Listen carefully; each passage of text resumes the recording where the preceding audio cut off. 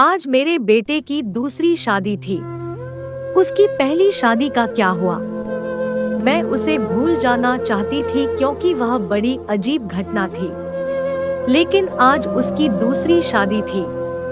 मुझे यकीन था कि वह मेरे बेटे का ख्याल रखेगी।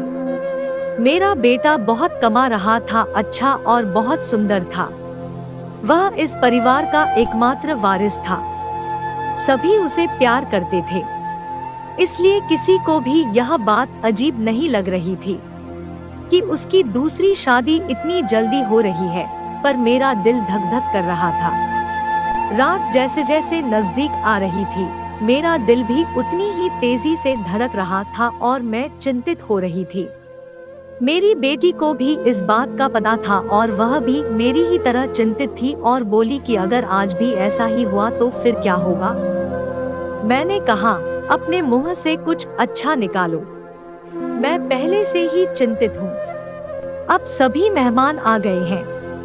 पिछली बार देश में एक महामारी के कारण इतने लोगों को आमंत्रित नहीं कर सके थे, लेकिन इस शादी में सभी रिश्तेदार बहुत उत्साह के साथ आए थे। इसलिए लोग पिछली शादी के बारे में ज्यादा नहीं जानते थे और यह भी नहीं जानते थे कि ऐसा क्या हुआ कि उन्हें फिर से शादी करनी पड़ी। मेरा बेटा इससे बहुत खुश था। कोई समस्या नहीं थी, क्योंकि उसकी यह पत्नी पहली पत्नी से कहीं ज्यादा खूबसूरत थी और उम्र में भी छोटी थी, तो उसे तो खुश होना ही चाहिए था। सर्दी का मौसम था, ज्यादातर मेहमान घर में ठहरे हुए, समारोह बाहर हो रहा था, नाच गाना चल रहा था, लोग आपस में मजाक कर रहे थे। मैंने अपनी जेठानी से कहा, दुल्हन दूसरे शहर से आई है और बहुत थकी हुई है।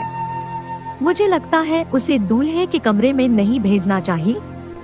मेरी जेठानी ने कहा, तुम्हें क्या हो गया? उनकी अभी शादी हुई है और तुम हो कि उनकी रात खराब करना चाहती हो। मानती हूँ शादी ब्याह में थकावट हो जाती है, लेकिन नया खून है। कॉफी शोफी पिला दो, फ्रेश हो जाएंगे और फिर सुबह रिसेप्शन भी तो है। मैं बोली, वह थक जाएगी बेचारी। मेरी जेठानी ने कहा कि आजकल कोई भी इतना नहीं थकता। लड़कियों को अपनी शादी करने का बहुत शौक होता है। उसे अपने बेटे के कमरे में भेज दो। अब रात के 12 बज गए हैं, सुबह उठकर तैयार भी तो होना। मुझे नहीं पता कि तुम इतना टाइम क्यों लगा रही हो। सभी रस्में हो चुकी हैं। हर कोई नाच गा कर थक गया है। बेचारी दुल्हन भी कमरे में जाना चाहती है। मेरी जेठानी तो वैसे भी बाल की खाल निकालने में माहिर थी, सबसे बड़ी थी, इसलिए सोचा इनसे सलाह मशवरा कर लूं। लेकिन उसने मुझे ही बातें बता दी और फिर उसने खुद ही कहा कि अब दुल्हन कमरे में जाएगी।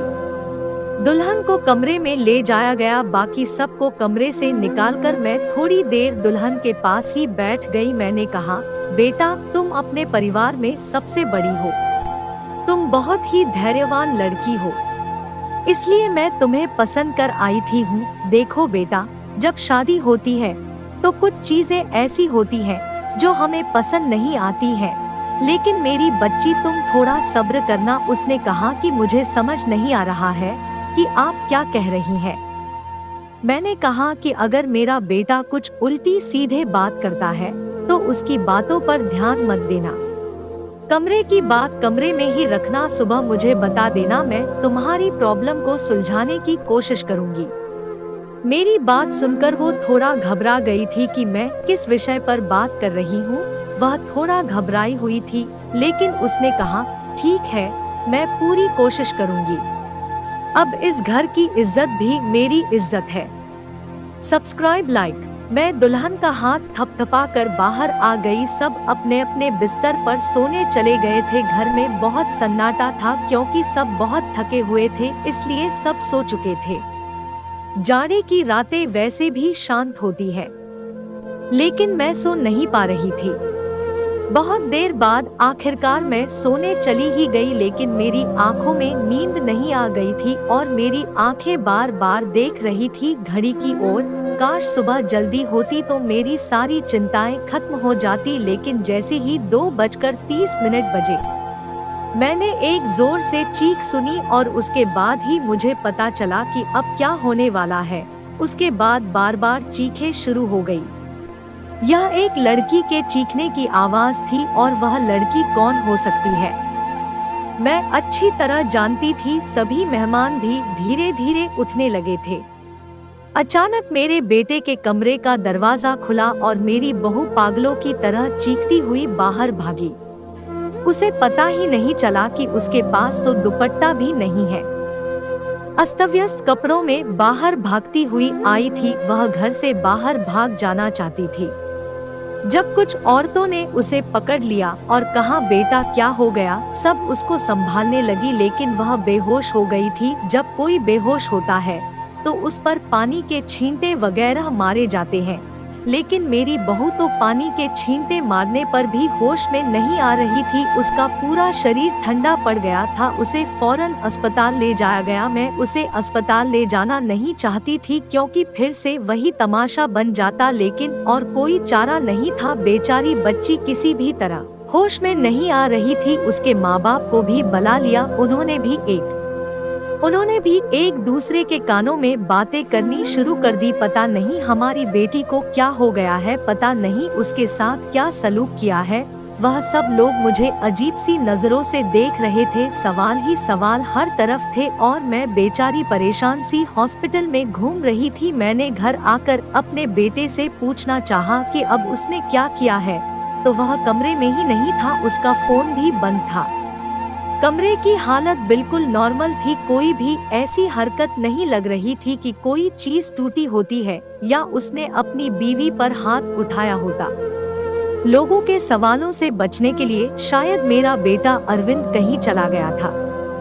फिलहाल तो मुझे बहू की फिक्र थी। मैं अस्पताल वापस आ गई। 2-3 घंटे में अस्पताल वालों ने मेरी बहू को छुट्टी दे दी। मेरी बहू हमारे घर नहीं आना चाहती थी, बहुत ज्यादा घबराई हुई थी, लेकिन उसकी माँ ने उसे समझाया कि तुम्हारी ससुराल ही चलते हैं, नहीं तो लोगों को मैं क्या जवाब। लोग तरह तरह की बातें बनाएंगे। मैंने भी अपनी बहू को समझाया कि बेटा सुबह मुंह दिखाई की रस्म पूरी हो जाए, फिर अपनी माँ के घर चली जाना, मैं तुम्हें नहीं रोकूंगी। मेरी बात सुनकर मेरी बहू गुस्से में आ गई और बोली, भाड़ में गई आपकी रस्में, मैं आपके घर में एक पल के लिए भी नहीं रहूंगी। मैं अपने घर जाऊंगी और मुझे अपने घर जाने से ना कोई समाज रोक सकता है और ना कोई कानून। मैं एक पढ़ी लिखी लड़की हूँ और मुझे अपनी जिंदगी अपने तरीके से जीने का हक है। मुझे आपके बेटे के साथ एक पल भी नहीं रहना। मेरी बहू ने अपना फैसला सुना दिया था। मैं चुपचाप आंखों में आंसू लिए उसे देख रही थी। यह तो पहले भी हो चुका था जब अरविंद की पहली शादी हुई थी। मेरी पहली बहू के साथ भी वही हुआ। वह मेरी पसंदीदा लड़की थी। वह मेरी बेटी की दोस्त थी और वह उसे बहुत पसंद करती थी। वह उसे बहुत खुशी के साथ घर लेकर आई थी। इन लोगों ने हमारा बहुत सहयोग किया। वह एक अमीर पिता की बेटी थी। वह बहुत अच्छी लड़की थी। मुझे भी उसका घर आना अच्छा लगता था। कुछ ही दिनों में मैंने महसूस किया था कि जैसे वह अरविंद को पसंद करने लगी है और शायद इसलिए रिश्ता भेजा था। लेकिन शादी के बाद उसके साथ भी ऐसा ही हुआ। शादी की पहली रात वो चिल्लाते हुए कमरे से बाहर भागी और उसके बाद मेरे बेटे की शक्ल देखने से भी मना कर दिया। सबने उसे बहुत समझाया कि बेटा अपनी जिंदगी के बारे में तो सोचो, लेकिन उसने कहा कि मेरी जिंदगी तो बर्बाद हो गई। और अब इस लड़की को भी समझाया जा रहा था, लेकिन वह भी कह रही थी कि अगर मैंने नहीं रहना तो मैं नहीं रहूंगी आपके बेटे के साथ। मेरा बेटा भी कोई जवाब नहीं दे रहा था, पता नहीं कहाँ चला गया था। लड़की का बाप बार बार कह रहा था कि उस व्यक्ति को बुलाओ, हम उससे पूछे कि उसने हमारी बेटी के साथ क्या किया। अरविंद घर आ चुका था। सब उस पर सवालों की बौछार कर रहे थे, लेकिन उसने चुप साध ली थी, कुछ भी नहीं बोल रहा था। थक हार कर सब खामोश हो गए। लड़की के माँ बाप भी अरविंद को भला बुरा और धमका कर चले गए। वह अपनी बेटी को भी साथ ले गए। अच्छा खासा तमाशा हो गया था। सब मेहमानों के सामने नाक कट गई थी। हमारी लड़की के माँ बाप ने हमारी बेइज्जती करने में कोई कसर नहीं छोड़ी थी। लेकिन अरविंद अपने मुंह से एक शब्द भी नहीं बोल रहा था। अरविंद के पिताजी तो पहले ही इस दुनिया से जा चुके थे। सारी बेइज्जती मुझे अकेले ही सहनी पड़ी। घर में जमा लोगों ने भी हमें अच्छी खासी बातें सुना डाली थी। लड़की की माँ तो काबू में ही नहीं आ रही थी, कुछ चीख चीख कर मुझे भला बुरा कह रही थी। लेकिन उसमें उस बेचारी की क्या गलती थी? आखिर उसकी बेटी की जिंदगी तबाह हो गई थी। आज खुद को बहुत अकेला महसूस कर रही थी मैं। काशी अरविंद के पिता होते तो इतनी जल्दी हिम्मत ना हारती। लोगों के ताने को स्नेह अकेली ही सुनती रही। अरविंद बड़ा था। अरविंद से छोटी मेरी एक बेटी थी जो कॉलेज में पढ़ती थी। सब लोग आपस में कानाफूसी कर रहे थे। अरविंद को लेकर तरह तरह की कहानियां बनाई जा रही थी। कोई कह रहा था पता नहीं शायद अरविंद पागल है, तो कोई कह रहा था लगता है अरविंद दिमागी मरीज है, तो कोई कह रहा था पता नहीं उसने नई दुल्हन के साथ ऐसा क्या किया कि वह इतना ज्यादा डर गई। जितनी मुंह उतनी बातें थी, लेकिन मेरे पास इन सब का कोई जवाब नहीं था। जब लोगों को असल वजह पता ना हो तो वह खुद की कहानियां बना लेते हैं, और खुद की बनाई हुई है उल्टी सीधी कहानियां सच से कहीं ज्यादा खतरनाक होती है। लेकिन समस्या तो यह थी कि सच मुझे भी नहीं पता था ऐसा क्या था कि सुहागरात को ही मेरी बहुएं मेरे बेटे के कमरे से चीखती हुई भागती थी। उस लड़की ने भी तो मुझे कुछ नहीं बताया था। मैंने खुद ही अपने मन में सोचा हो सकता है उसने अपने माँ बाप को कुछ बताया हो। सच जाने के लिए मैंने उनके घर फोन कर दिया। भले ही वह हमसे रिश्ता खत्म कर गए थे, लेकिन इंसानियत के नाते ही मैंने उसका हालचाल लेने के लिए फोन किया। फोन लड़की की माँ ने उठाया था। मैंने पूछा अब कैसी तबीयत है आपकी बेटी की? मेरी आवाज सुनते ही वह भड़क गई थी और बोली थी मेरी बेटी अब तक ठीक नहीं हुई है, खबरदार जो आगे से आपने फोन किया। यह सब सुनकर मैं बहुत ज्यादा परेशान हो गई थी। मेरी पहली बहू के साथ भी ऐसा ही हुआ था। मेरी बेटी ने बताया था कि वह कम से कम 6-7 महीने तक बीमार रही थी। आखिर क्या प्रॉब्लम थी मेरे बेटे को? मुझे कुछ भी समझ नहीं आ रहा था। क्या कमी थी कि उसकी पत्नियां उससे डर कर भाग जाती थी? अरविंद की बात करूं तो अरविंद बहुत ही सीधा साधा सा बच्चा था। बचपन से ही कम बोलने वाला था, लेकिन उसके अंदर कोई भी हरकत ऐसी नहीं थी जो अब नॉर्मल होती। अरविंद मेरी पहली संतान थी। हमने उसे बहुत ही लाड प्यार से पाला था, लेकिन हमारी इतना लाड प्यार देने से भी वह बिगड़ा नहीं था। हाँ, उसे अपनी सुंदरता पर घमंड जरूर था। वह कहता मेरी खूबसूरती और स्मार्टनेस के आगे सब पानी भरते हैं। उसको पहनने उड़ने का बहुत शौक था। अच्छी अच्छी ब्रांडेड चीजें पहनता। पढ़ाई में भी अच्छा था। नौकरी भी टाइम से कर ली थी। अपनी बहन के लिए भी एक जिम्मेदार भाई था। अपनी बहन श्रुति को कॉलेज लेकर जाता और वापस लेकर आता। घर में खर्च के लिए पैसे भी देता। कभी मुझसे ऊंची आवाज में बात नहीं करता। उसके दोस्त भी कोई ऐसे नहीं थे जो मैं कहती हूँ कि गलत संगत में पड़ गया है। कोई नशा भी नहीं करता था। बस उसके कुछ गिने चुने ही दोस्त थी। यह सबसे अच्छा दोस्त था जो बाहर विदेश में रहता था। कभी कभी उससे फोन पर बात होती थी। मुझसे भी अपने दोस्त की बात करवाता था। कभी कभी मुझसे कहता मम्मी क्यों ना हम श्रुति की शादी इसी से कर दे, बहुत ही अच्छा लड़का है। कुल मिलाकर सब कुछ नॉर्मल ही था।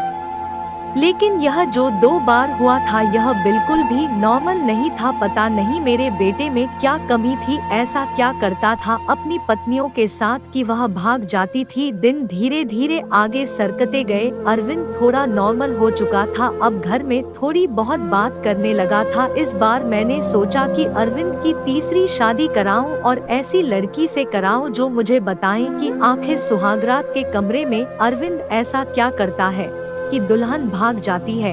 अरविंद की दूसरी दोनों पत्नियों से तलाक हो चुकी थी। मैं यह भी चाहती थी कि यह जो बहू आए वह मेरे घर में ही रहे, यहाँ से भाग कर ना जाए। मैं किसी की जिंदगी बर्बाद करना नहीं चाहती थी। मैंने लड़की वालों को बताया कि मेरे बेटे की एक शादी हो चुकी है और मेरे बेटे की पत्नी कुछ समय ही रही, फिर वह छोड़कर चली गई थी। थोड़ा बहुत झूठ बोलना पड़ा क्योंकि सच बताने की स्थिति में मैं बिल्कुल नहीं थी। लड़की वाले शादी के लिए राजी हो गए थे। मैंने अरविंद को लड़की की फोटो दिखाई तो उसने शादी से साफ इनकार कर दिया, बोला मुझे शादी नहीं करनी है। इतनी आम सी शक्ल सूरत की लड़की है, मुझे इससे शादी बिल्कुल नहीं करनी। अरविंद की बात सुनकर मैंने से डांटते हुए कहा था, चुप हो जा, जिस तरह की तेरी हरकतें हैं उन हरकतों के चलते तो तेरी कभी भी शादी नहीं हुई चाहिए। लेकिन एक मामला सोचती हूँ, कब तक बैठी रहूंगी और तेरा ध्यान रखूंगी। मेरे जाने के बाद कोई तो ऐसा हो जिसके साथ तू अपनी जिंदगी गुजार सके। बोलते बोलते मेरी आंखों में आंसू आ गए। मेरी आंखों में आंसू देखकर अरविंद चुप हो गया। शादी के लिए रजामंदी दे दी और उठकर कमरे में चला गया। कहीं ना कहीं अरविंद के दिल में चोर जरूर था, वह मुझसे नजरें चुरा रहा था। लेकिन इस बार मैंने भी तय कर लिया था कि मैं सच जानकर रहूंगी। मैंने पहले ही सोच लिया था कि इस बार मैं लड़की को अपने भरोसे पर ले लूंगी, लेकिन उसे यह नहीं बताऊंगी कि पहले उसकी पत्नियां डर कर भाग गई थी। उसे प्यार से समझा दूंगी, उसे भरोसा दिन आऊंगी कि अगर कुछ ऐसी वैसी बात है तो मुझे बताए, मैं उस समस्या का समाधान करूंगी। सर, इस बार शादी का प्लान बहुत ही सादगी से करने का था और फिर मैंने बहुत ही सादगी से अरविंद की शादी कर दी। लड़की का नाम रश्मि था, बहुत ही प्यारी बच्ची थी। मेरी बेटी ने मना भी किया था कि मम्मी रहने दे, भाई को भाई के हाल पर छोड़ दे, लेकिन मैंने उसे समझाया था कि बेटा, हो सकता है तेरे भाई के साथ कुछ मसला हो जिसे सुलझाना हमारा फर्ज है। खैर, शादी निपट गई। इस बार मैंने ज्यादा मेहमानों को नहीं बुलाया था। घर में कुछ ही मेहमान थे जो कि मेरे रिश्ता नहीं बल्कि मेरे कुछ जानने वाले, मेरे कुछ सहेलियां वगैरह थे और उनके परिवार वाले थे। रश्मि को मैं अरविंद के कमरे में ले गई। उसे बेड पर बिठाते हुए मैंने रश्मि का हाथ अपने हाथों में लिया और उसे हल्के से दबाते हुए बोली, रश्मि बेटा, तुमसे बहुत ही जरूरी बात करनी है, बहुत ही ध्यान से मेरी बात सुनो।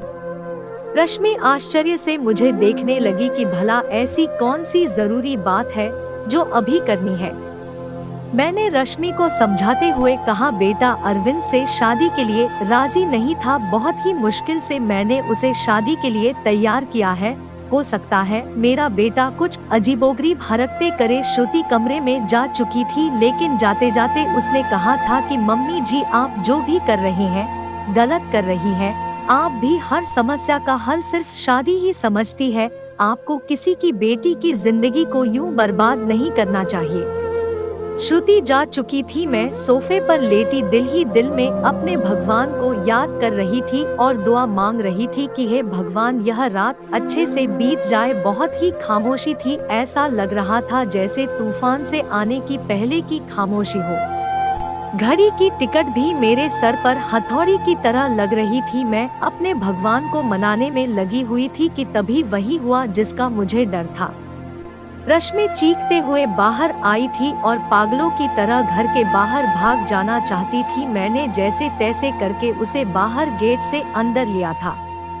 मैंने उसे जैसे तैसे समझाकर थोड़ा शांत किया, को कुछ बोलने की स्थिति में ही नहीं थी। जब थोड़ा शांत हुई तो बदहवासी में बोली कि आपको अपने बेटे की पहले मेडिकल जांच करानी चाहिए थी। अगर आप ऐसा करा लेती तो आपको और मुझे यह दिन देखना नहीं पड़ता।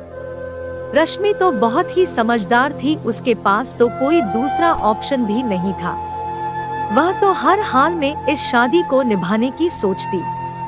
लेकिन रश्मि ने भी इस रिश्ते को नहीं निभाया और वह अरविंद को छोड़कर चली गई। दूसरे दिन रश्मि के घर से फोन आया कि अपने बेटे से कहकर हमारी बेटी को तलाक दिलवा दो, नहीं तो हम यह काम अदालत से भी कर सकते हैं।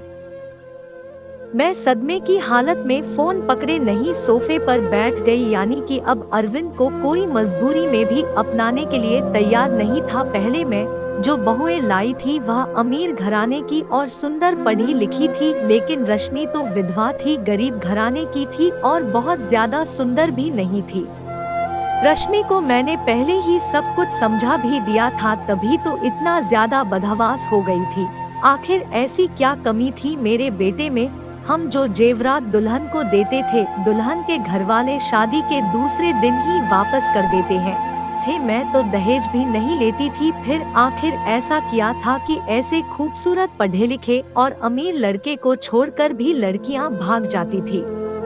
मेरा दिमाग सोच सोच कर फटा जा रहा था, कैसे पता लगाएं कि आखिर बात क्या है। अरविंद भी अपने मुंह से कुछ कहने को तैयार नहीं था। जब भी इस बारे में कुछ बात करने की कोशिश करती तो वो उठकर बाहर चला जाता, मुझे बात करने का मौका ही नहीं देता।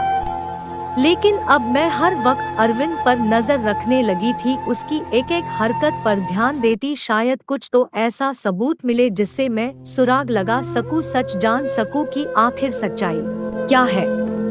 लेकिन उसके हाव भाव से कभी ऐसा लगा ही नहीं कि उसमें कुछ अब नॉर्मल भी है। एकदम नॉर्मल लड़कों की तरह था जैसे और लड़के होते हैं।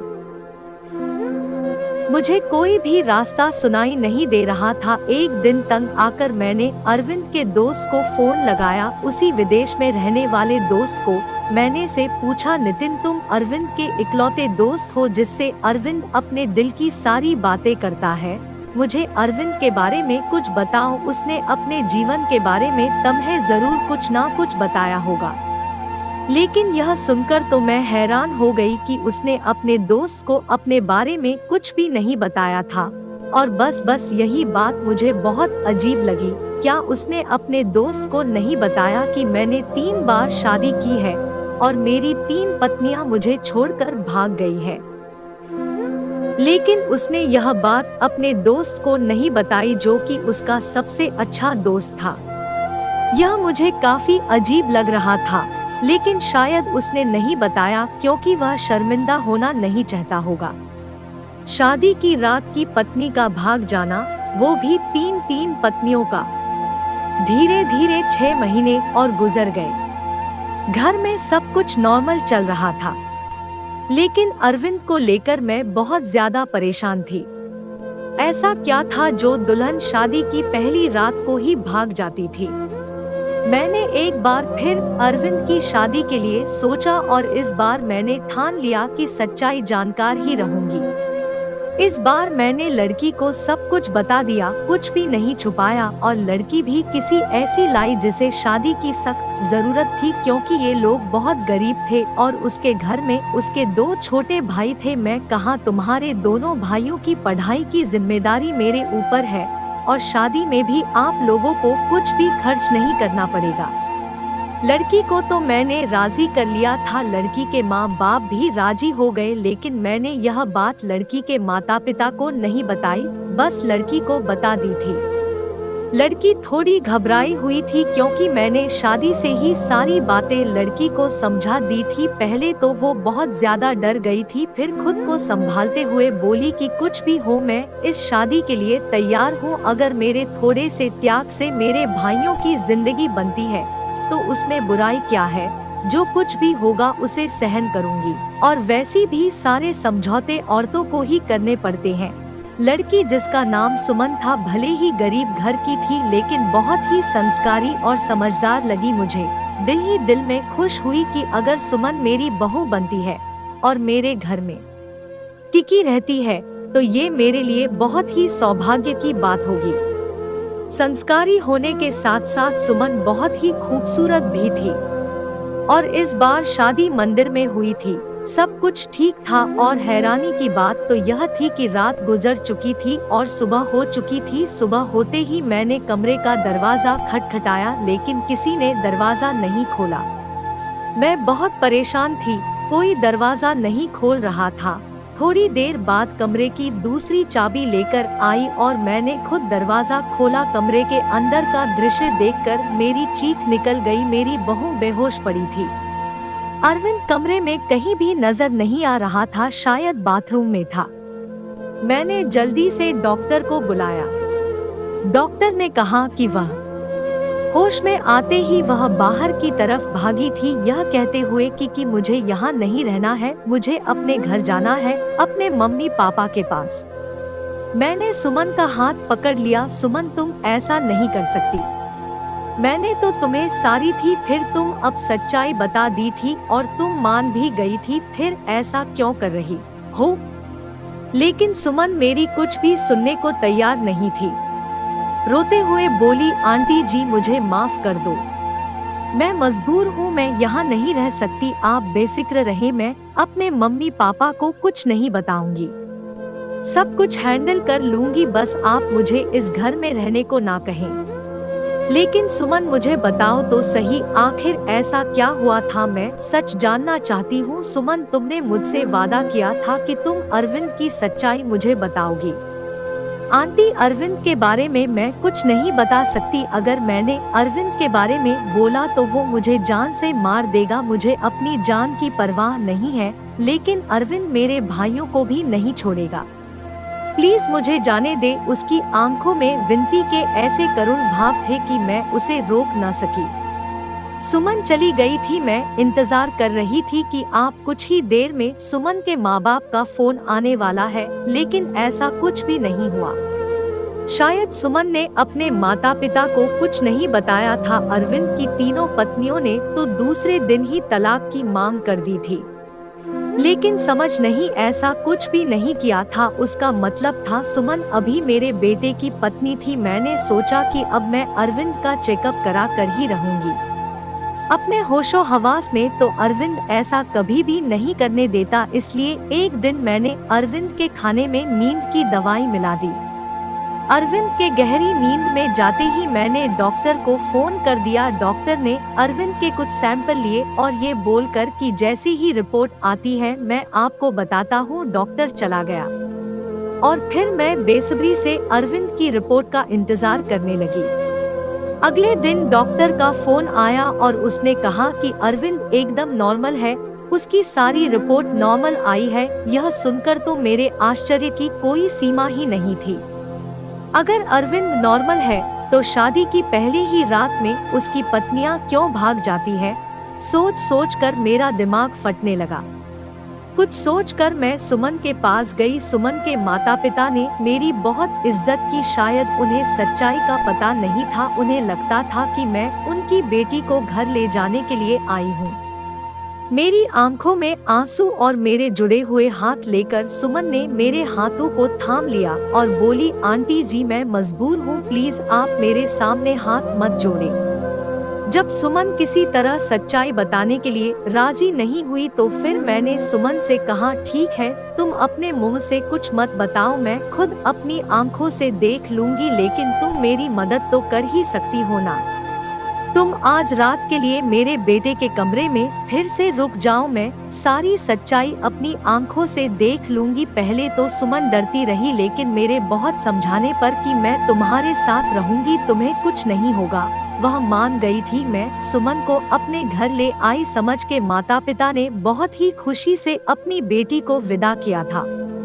एक बार फिर से सुमन को दुल्हन बनाकर मैंने अरविंद के कमरे में बैठा दिया। अरविंद को मैंने पहले ही फोन कर दिया था कि सुमन घर आ गई है, तुम भी ऑफिस से जल्दी आ जाना, आज मैं घर पर नहीं मिलूंगी, तुम्हारी मौसी की तबीयत खराब है, वहाँ जा रही हूँ और रात भर वहीं रहूंगी। मेरी बात सुनकर अरविंद ने सिर्फ हूँ में जवाब दिया था और फोन काट दिया था। मैं अरविंद के कमरे में ही छुप कर बैठ गई। आज सब कुछ मैं अपनी आंखों से देख लेना चाहती थी। कुछ ही देर में दरवाजा खुला था और अंदर कमरे में अरविंद दाखिल हुआ। उसने एक नजर सजी संवरी बैठी सुमन पर डाली थी और बिना कुछ कहे बाथरूम में घुस गया था। सुमन डरी सहमी सी बैठी थी कि जैसे अभी उठकर भाग जाएगी।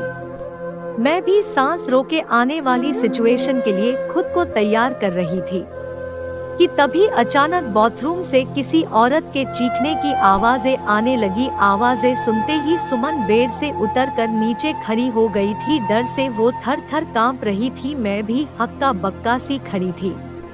अंदर तो अरविंद गया था, फिर ये औरत की आवाज क्यों? तभी अरविंद बाहर निकला और अरविंद को देखते ही मैं बेहोश होते होते बची। उसने अपना हुलिया एकदम से बदल लिया था। उसने औरतों जैसे कपड़े पहन रखे थे, बहुत ही बेहुदा सा या यूं कहिए कि बहुत ही डरावना सा मेकअप कर रखा था। आंखों में जैसे खून उतरा हुआ था। आवाज भी लड़की की तरह ही निकाल रहा था। तुमसे मना किया था मेरी जिंदगी में दोबारा मत आना, तुमने मेरी बात नहीं मानी, अब तुम अपने मौत की जिम्मेदार खुद होगी। बहुत ही भयानक हंसी हंसता हुआ अरविंद सुमन की तरफ बढ़ा था। सुमन चीख मारती हुई मेरे पास आ गई थी। मैं भी बाहर आ गई थी और अरविंद को रोकने की कोशिश कर रही थी। अरविंद, क्या हो गया है तुम्हें? तुम होश में तो हो? अरविंद ने मुझे जोर से धक्का दिया था। कौन? अरविंद, परमिला नाम है मेरा। मौका देखकर सुमन कमरे से भाग गई थी। इससे पहले अरविंद फिर से मेरे पास आता, मैं भी कमरे से बाहर निकली और कमरे को बाहर से बंद कर दिया। अरविंद की भयानक हंसी मुझे बाहर तक सुनाई दे रही थी। मैंने डरी सहमी सुमन को अपने सीने से लगा लिया। हालांकि मैं खुद भी बहुत ज्यादा सख्ते में और डरी हुई थी। आंटी जी, मुझे नहीं मरना है। अरविंद मुझे जिंदा नहीं छोड़ेगा। उसने कहा था अगर मैंने किसी को कुछ बताया तो वह मुझे मार डालेगा, साथ में मेरे भाइयों को भी। मुझे और मेरे भाइयों को बचा लो आंटी जी। कुछ नहीं होगा सुमन, शांत हो जाओ, मैं सब कुछ संभाल लूंगी। मेरा दिमाग नहीं थोड़ा काम करना शुरू किया तो सबसे पहला ख्याल मेरे दिल में यही आया कि शायद अरविंद पर किसी भूत का साया है। सुमन को मैंने अपने रूम में ही सुलाया था। सुबह उठते ही सबसे पहले मैंने अपनी फैमिली डॉक्टर को फोन किया था। 8 बजे डॉक्टर हमारे घर पर थे। मैंने उन्हें सारे हालात से अवगत कराया। साथ ही मैंने डॉक्टर से यह भी कहा कि मुझे लगता है अरविंद पर किसी भूत का साया है। मेरी बात सुनकर डॉक्टर ने कहा था मुझे नहीं लगता यह किसी भूत का साया है, मुझे तो अरविंद एक दिमागी मरीज लगता है। उस पर पागलपन के दौरे पड़ते हैं। ऐसे मरीज किसी मूवी या किसी कहानी में डूब जाते हैं और उसी के कैरेक्टर में खुद को उतार लेते हैं। लेकिन आप टेंशन ना ले, इस मर्ज का इलाज है अपनों के प्यार से और कुछ दवाइयों के जरिए मरीज ठीक हो जाता है। थोड़ा टाइम लगता है बट मरीज बिल्कुल पूरी तरह से ठीक हो जाता है। नई दुल्हन को देखकर अरविंद पर पागलपन के दौरे पड़ते हैं।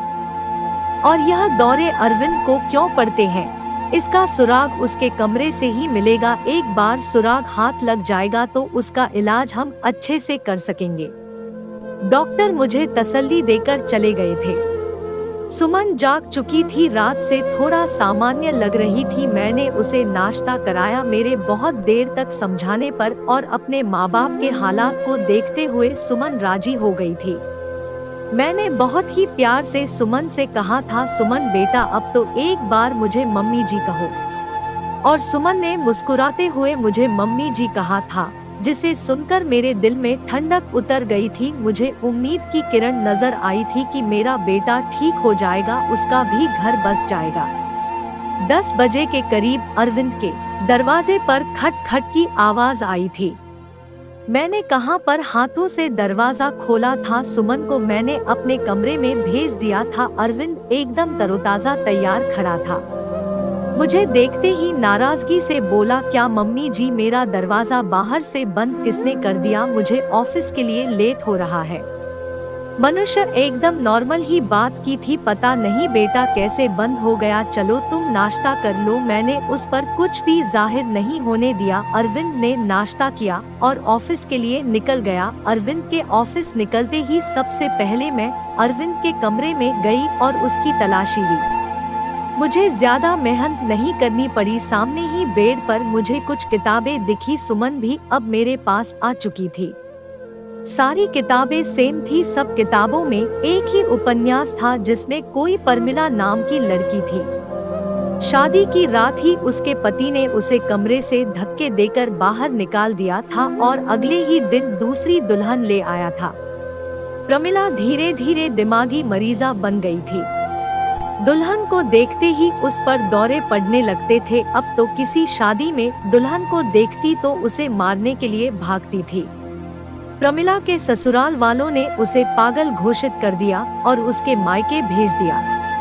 दुल्हनों को देखकर परमिला का पागलपन कम नहीं हुआ था और परमिला के करैक्टर में ही अरविंद ने खुद को उतार लिया था। मैंने डॉक्टर को फोन करके सारी बातें बताएं। डॉक्टर ने कहा कि आप लोग बिल्कुल भी ना घबराएं, मैं कुछ दवाइयाँ दूंगा और जो कि उपन्यास अरविंद पढ़ता है वह सारी किताबें आप रूम से बाहर निकाल दें। धीरे धीरे प्यार से अरविंद को समझाना पड़ेगा, उसे परमिला के कैरेक्टर से निकालना पड़ेगा।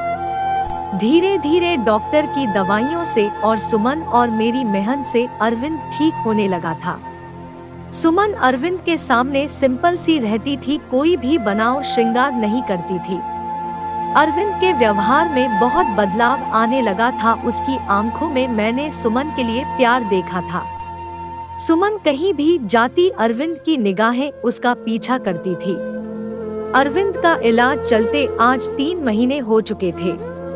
सुमन ने जिस मेहनत और लगन से मेरा साथ दिया था उसकी मैं कायल हो गई थी। कोई बहुत ही अच्छे कर्म किए थे जो मुझे सुमन जैसी बहू मिली। सुमन अब भी मेरे साथ मेरे कमरे में ही सोती थी, लेकिन आज मैंने सोच लिया था कि सब कुछ फाइनल हो जाना चाहिए। मुझे पूरा विश्वास है कि अब अरविंद बिल्कुल ठीक हो चुका है। मैंने सुमन से कहा कि सुमन, आज तुम्हें आखिरी कदम और उठाना पड़ेगा, इसके बाद तुम्हारी जिंदगी में खुशियां ही खुशियां होंगी। सुमन नासमझी से मेरी तरफ देखने लगी। फिर मैंने उसे समझाया कि सुमन, आज तुम्हें दुल्हन बनकर अरविंद के कमरे में बैठना होगा। मेरी बात सुनकर सुमन डर गई थी, लेकिन फिर जल्दी ही संभल भी गई। शायद उसे भी यकीन था कि अरविंद अब ठीक हो चुका है। वह भी अरविंद की प्यार भरी नजरों को समझ चुकी थी। सुमन, तुम्हें डरने की कोई जरूरत नहीं है। तुम दरवाजा खुला रखना है। दरवाजे के बाहर ही खड़ी रहूंगी जब तक कि तुम दोनों के बीच में सब कुछ ठीक नहीं हो जाता। जैसे ही तुम्हें कुछ गलत लगे तो फौरन बाहर भाग आना। रात को अरविंद के आने से पहले ही मैंने सुमन को दुल्हन की तरह सजाया। अरविंद के बेड को भी बहुत ही खूबसूरती से सजाया था मैंने। अरविंद के आने का टाइम हो गया था। मैंने सुमन को सजे सजाए पर बेड पर बिठा दिया और बाहर आ गई। थोड़ी देर में अरविंद आ चुका था। खाना खाते हुए अरविंद की निगाहें इधर उधर कुछ ढूंढ रहे थे। मैं समझ गई थी कि अरविंद किसे ढूंढ रहा है, लेकिन मैं अनजान बनी रहे। कुछ देर में अरविंद खुद ही बोलना, मम्मी, सुमन कहीं दिखाई नहीं दे रही है, क्या कहीं गई हुई है? मेरे बोलने से पहले ही श्रुति बोल पड़ी, भैया भाभी तो आपके ही। इससे पहले कि श्रुति अपनी बात पूरी करती मैंने उसे चुप करा दिया। मैंने मुस्कुराते हुए कहा, अरविंद, तुम पहले खाना खत्म करो, उसके बाद अपने कमरे में जाओ तो मैं अपने सवाल का जवाब मिल जाएगा। मन ही मन मैंने भगवान को धन्यवाद दिया और अपने कमरे में आता है सुकून से लेट गई। सुबह मेरी आंख देर से खुली। जल्दी जल्दी उठकर किचन की तरफ भागे तो सुमन को किचन में पहले से मौजूद पाया। मुझे देखकर सुमन के चेहरे पर मुस्कुराहट आ गई। सुमन की झुकी हुई नजरें और शर्मीली मुस्कुराहट से ही मैं पहचान गई कि सब कुछ ठीक है। मैंने प्यार से सुमन के माथे को चूमते हुए कहा, सुमन बेटा, तुम इतनी सुबह किचन में क्या कर रही हो? सुमन थोड़ा शर्माते हुए बोली, मम्मी जी, वह अरविंद को कॉफी चाहिए थी, वही बना रही थी। सुमन को कॉफी बनाता छोड़कर मैं बाहर हॉल में आ गई। सोफे पर बैठकर मैंने अपनी आंखें बंद कर ली। आज मेरे अरविंद के और सुमन के जीवन में खुशियां ही खुशियां थी। भगवान मेरे परिवार को किसी की नजर ना लगे। धन्यवाद।